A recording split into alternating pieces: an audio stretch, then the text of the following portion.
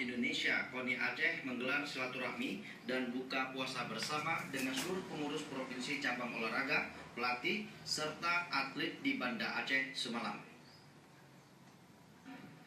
Acara tersebut dihadiri Wali Nanggro Malik Mahmud Al-Haitar, Ketua Umum KONI Aceh Haji Muzakir Manaf, Kadispora Aceh Musri Idris, Ketua Harian KONI Aceh Kamarudin Abu Bakar, para pengurus KONI Kabupaten Kota Aceh dan Pemprov Cabang Olahraga. Ketua Umum KONI Aceh Haji Muzakir Manaf mengatakan kegiatan rutin buka puasa bersama digelar untuk lebih meningkatkan nilai silaturahmi sesama pengurus maupun pihak terkait pengelolaan dan pembinaan olahraga di Aceh. Disampaikan dalam tahun 2017 KONI Aceh terus menggelar pemusatan latihan daerah menuju PON 2020 di Papua, walaupun dipersiapkan sebagai ajang seleksi atlet untuk Pekan Olahraga Aceh Pora ke-13 tahun 2018.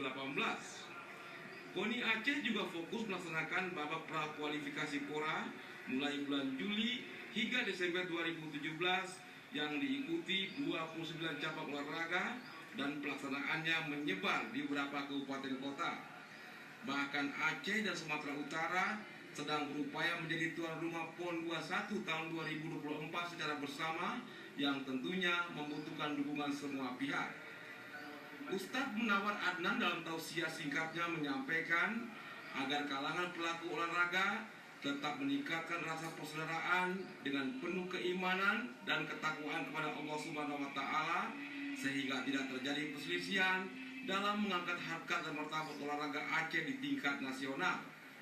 Silaturahmi dan buka puasa bersama ini didahului pemberian secara simbolis santunan kepada 50 anak yatim dan diakhiri dengan sholat maghrib berjamaah. Tim Liputan TVRI melaporkan.